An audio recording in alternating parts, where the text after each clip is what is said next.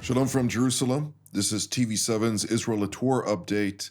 And as we're set to deliberate the latest developments, with chief focus, of course, on reports regarding a looming cessation of hostilities and all that relates to the Lebanese file, with additional developments also with regard to the Islamic Republic of Iran, Jordan, much more beyond that. But before all of that, let's start with reminding ourselves how it all began. 417 days ago, on October 7th of last year, the Islamist Hamas and its terror affiliates in the Gaza Strip had launched an onslaught on southern Israel, declaring war by perpetrating a heinous massacre, murdering some 1,200 mostly civilians, wounding over 4,800 others, and kidnapping some 250 people, including elderly, men, women, children, and infants. 101 of them remain in Hamas captivity to date. The subsequent day, on October 8th of last year, Iran essentially greenlighted its proxy in Lebanon, Hezbollah, to launch cross-border attacks into Israel. Since then, Hezbollah had launched over 12,000 munitions into Israeli territory, and not Hezbollah alone. Additional Iranian proxies from Yemen all the way to Syria, Iraq, including Iran proper, have all launched repeated attacks against the Jewish state. Let's now turn to central Israel, where we're joined by the commander of the Israeli Air Force Task Force for Air and Missile Defense, namely Brigadier General in Reserve, Doron Gavish. It's good to see you, General. I'd like to start by asking you, particularly on the last 24 hours, 48 hours, if I may, repeated salvos of rockets directed at northern Israel, central Israel, sounding alarms repeatedly. This past weekend, of course, was even worse. Is this all a build-up towards that point where the announcement of some sort of cessation of hostilities will be made? Well, indeed, Jonathan, this could be, and also Israel strikes in the last few days in the Dahya, Tzor, and other areas in Lebanon. So it could be that this is their retaliation for that. And as you said again, it could be that this is the last accord from their point of view, and they want to influence the narrative. From our point of view, as the defenders, of course, the defense of Israel is fully alert. All the systems for any attacks that would come, rockets, missiles, UAVs, and all kind of those capabilities that we know that our enemies still have some of that. So we'll see what the days will bring up, but we are ready for that. It might be that we would see some intention in the last day or two. Thank you, General Gavish. Let's now turn to elsewhere in Israel, where we're joined by Brigadier General in Reserve, Relik Shafir, formerly an Israel Air Force commander, as well as a fighter pilot among a long list of other positions. It's good to see you as well, General. On the offensive, we see also Israel launching repeated sorties against Hezbollah infrastructure, both deep within the Bekaa Valley on the border with Syria, including in the Dahya neighborhood, which is, of course, Hezbollah's stronghold in Beirut. Is Israel also launching additional strikes in order to target as many as possible installations belonging to this Iranian proxy before an announcement is made? Well, there are three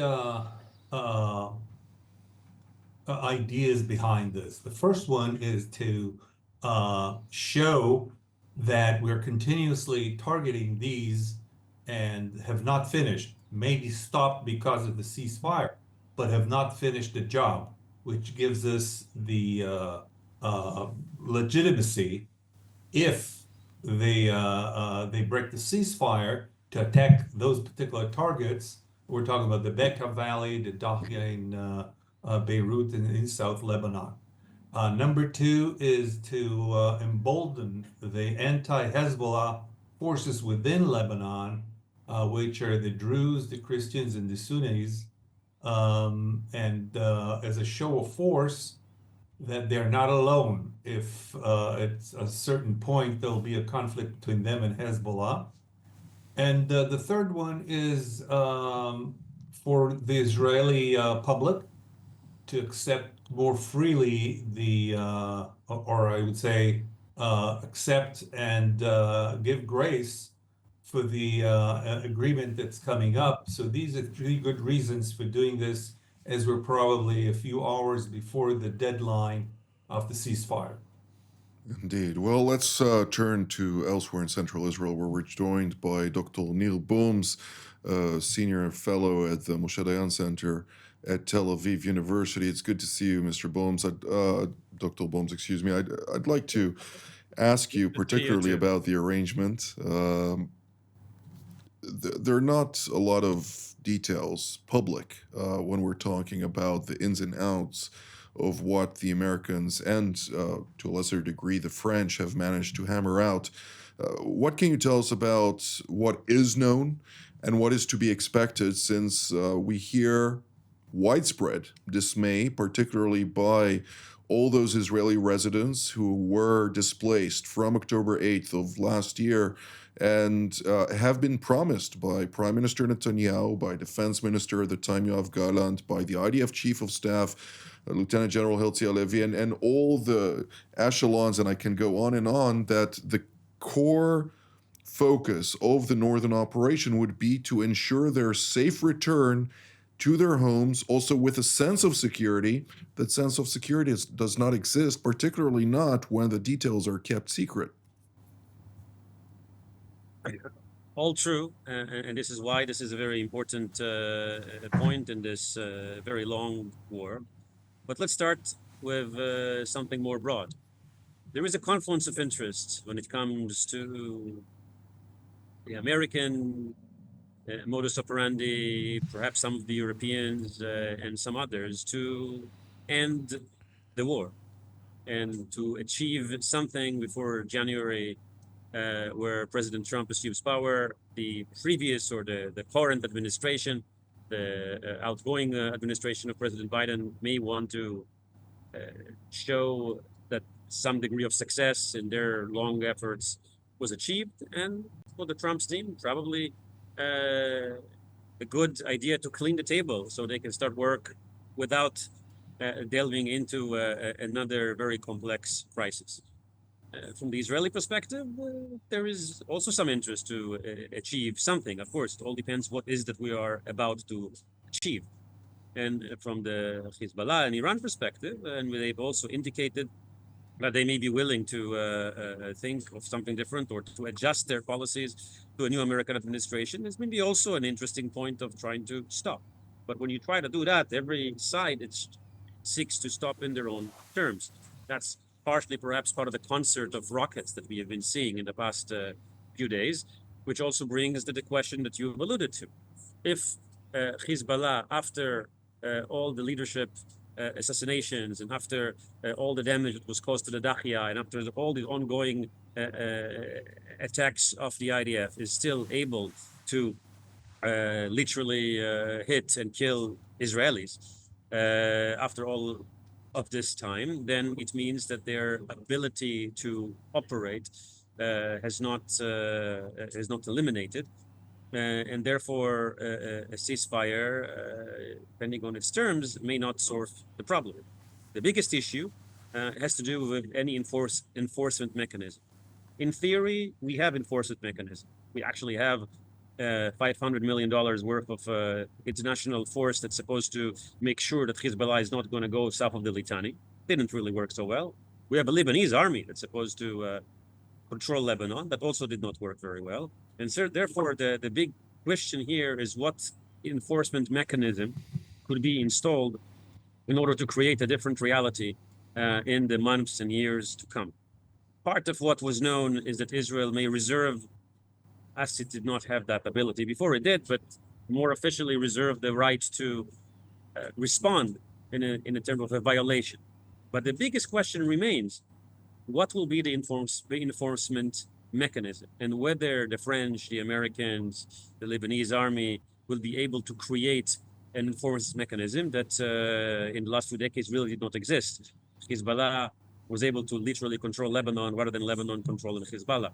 And as long as Hezbollah remains in control and has the ability to rearm, we are only counting the days until the conflict ahead. And that's really the crux of the debate that you hear, including from the mayors and the people in the north who are saying, look, you are asking us to come back, but are you able to really guarantee that in 2 years, 5 years, 10 years, or even 15 years, we're not going to be able to face with the same scenario, and we're not yet sure that what you've negotiated actually gives us this answer. Indeed.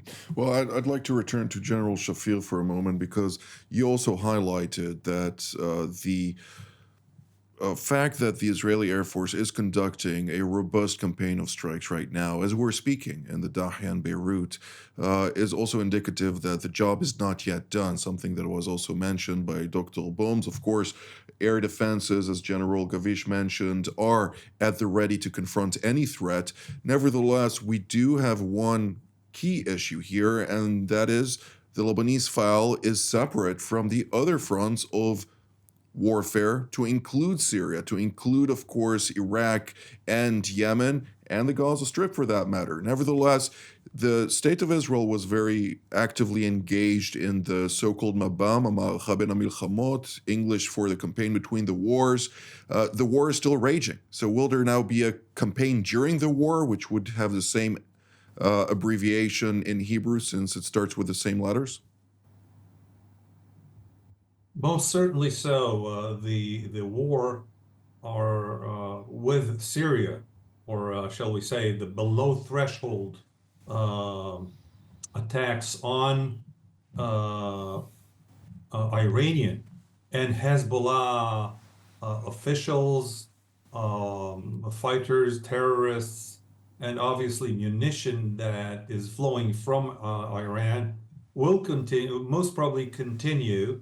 And that is under the auspices, so to speak, of Russia, who hold their fire all along these years. So there's no reason why these should stop. We have no ceasefire with Iran.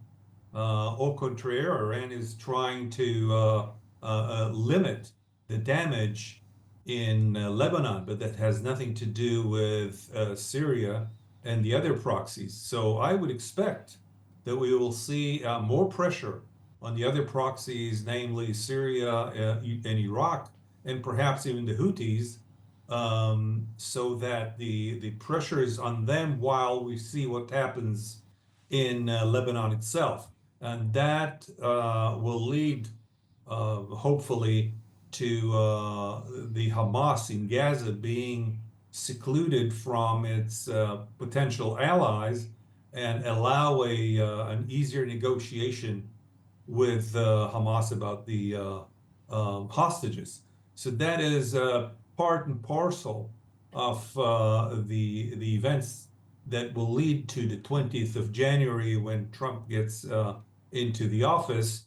And there's a big limbo beyond that because we don't really know what agreements were made, maybe agreements under the table for ending all hostilities and what will happen after. So each side will want to position itself in a best scenario come that January 20th, and that still remains, as I said, a limbo.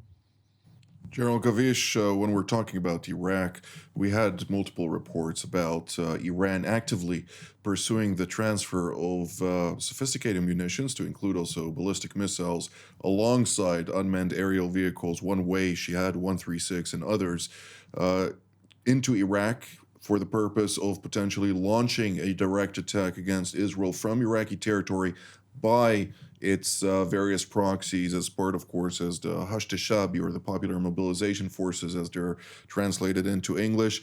Do you see Israel preparing to confront such a threat? And would we potentially even launch a preemptive strike in such a scenario to ensure that those activities are dealt with in a timely manner that would send also a very strong and clear signal to the Islamic Republic that it will not go into neighboring countries and launch attacks with any type of distancing itself from those various proxies and claiming that it had no relation to that? Well, Jonathan, we are all talking about this strike or attack that would come from Iran. We have to remember that the Iranians are launching toward Israel through their proxies, UAVs, missiles during the last 2 months after the attack. So it's not that they are only waiting for this serious retaliation act. They are actively launching toward Israel UAVs from their proxies in Syria, the proxies in Iraq. Not such a big numbers, but still they are trying to launch toward Israel UAVs. We remember the three missiles coming, BMD, ballistic missiles, that were launched from Yemen in the last week. So the Iranians are there all the time, fighting actively against Israel. This is something that we all have to keep in mind. It is not only April and October. This is something that is happening all along the time. Of course, that we are ready for a potential larger attack that would come. And also here we have to mention that we are not alone in the arena. The coalition is here, mainly CENTCOM is fully deployed in all those areas, and it is very active in its mission to defense its allies in the region, which includes Israel, Jordan, Saudi, and others, and they are fully deployed in our area, and of course the naval, the Fifth Fleet and the Sixth Fleet, who are deployed in the Mediterranean and the Red Sea. So this is basically a coalition effort that if something would be shot even larger than it's being shot now, it would be a coalition effort to defense against it.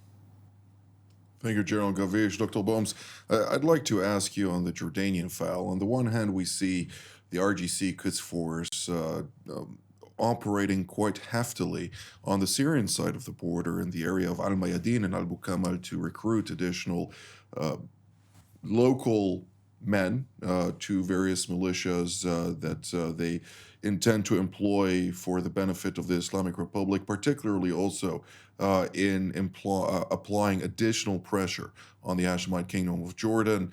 And over the last 24 hours, there was also a shooting attack in which three police officers, security members of the Hashemite kingdom were shot by some sort of terror operative who was subsequently also classified as a arms smuggler by local authorities in the Rabia street, or the neighborhood, which also includes, of course, the Israeli embassy.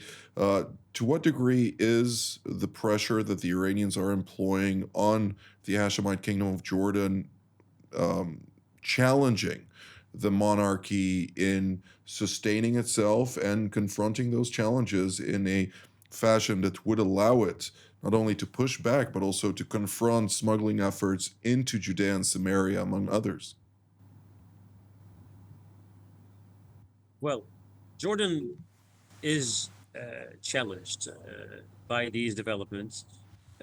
Just to remind you and our listeners that when you're looking broadly at what Jordan did here, particularly vis-a-vis when it came to Iran, it took the same side as the allies that participated actively in thwarting the two Iranian attacks against Israel, and they did so out of protection to the Jordanian sovereignty, which they did not want to see violated, and also because they very much belong to the pragmatic axis in the region that is very much afraid by the growing influence of radical elements that are coming from the Iranian axis. The Jordanians feel it very much in the north.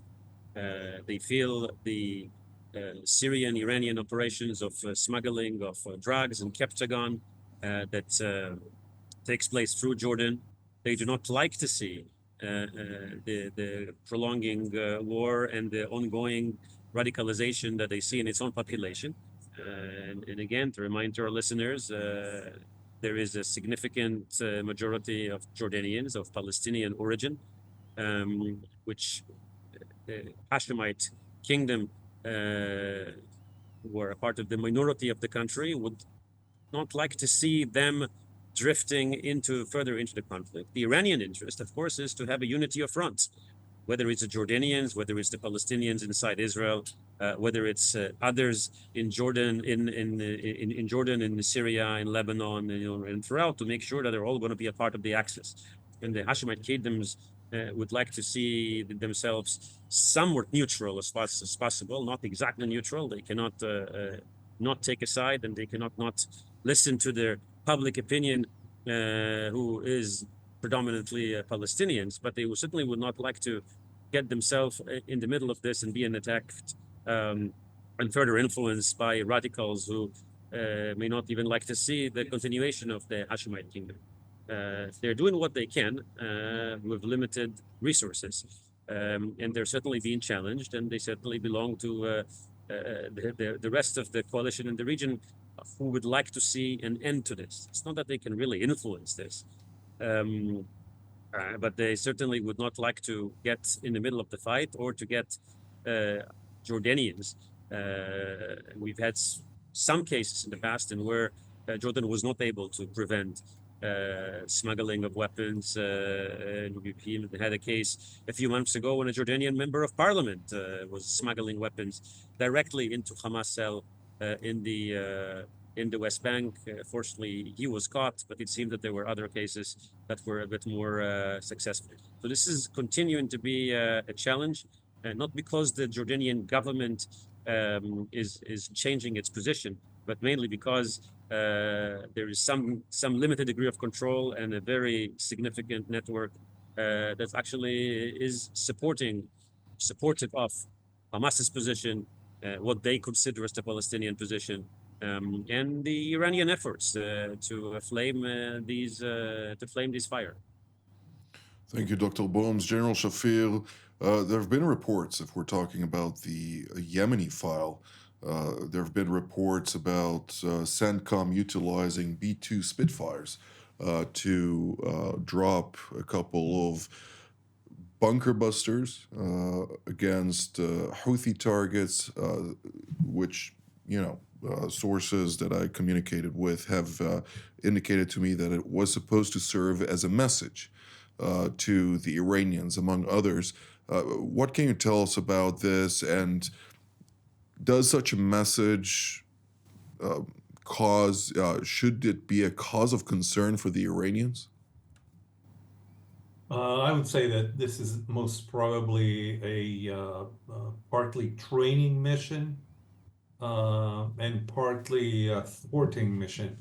The B-2 can carry what you just named, bunker busters, which are bombs weighing 25,000 pounds. That compares to fighter aircraft such as F-15s that cannot carry more than a 3,000-pound bomb. And that includes F-15s, F-16s, and F-18s that are available for the Navy and the Air Force. So there's a huge difference in the capabilities. And so the B-2 mission may not be operationally necessary for the Houthi bunkers, but it certainly shows a capability that could be shifted elsewhere in the Middle East. And so I would probably think that this is a warning to Iran that it is ready to deploy B-2s in the Middle East. And the target is dictated by the needs, not by the capabilities. Indeed. Well, we don't have very much time left, and therefore I'd like to have a brief 1 to 2 sentences from each of you.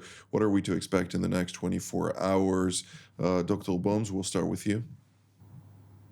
We'll focus of what ultimate victory looks like when you're trying to do it on one front and you're not able to take the entire cake. And we'll see if the formula presented will be one that the Israeli public will be able to adjust, which is going to be a major test for the prime minister and the cabinet that needs to approve this. General Shafir? Prime Minister Netanyahu is one of the masters of political, one would say either manipulation or activities in order to find somebody else who's responsible if the decisions are not to the likings of everybody. In this particular case, it's the Trump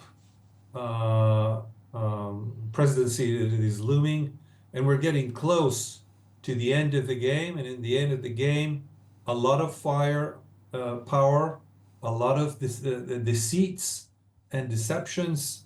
But at the end of the day, when both sides agree to sign, we'll be over in a new era that will allow the leverage in Gaza to take place.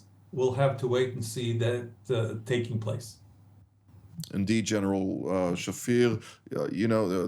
Two brief points on this. I think it's very important to note that the Biden administration has leveraged itself into forcing Israel to accept a deal for cessation of hostilities, and a temporary one. The one that we're talking about, the Lebanese file, it is a temporary one with enforcement mechanisms needing to be successful for it to last. And the second point, the first casualty of war is truth. But with that, General Gavish, your take?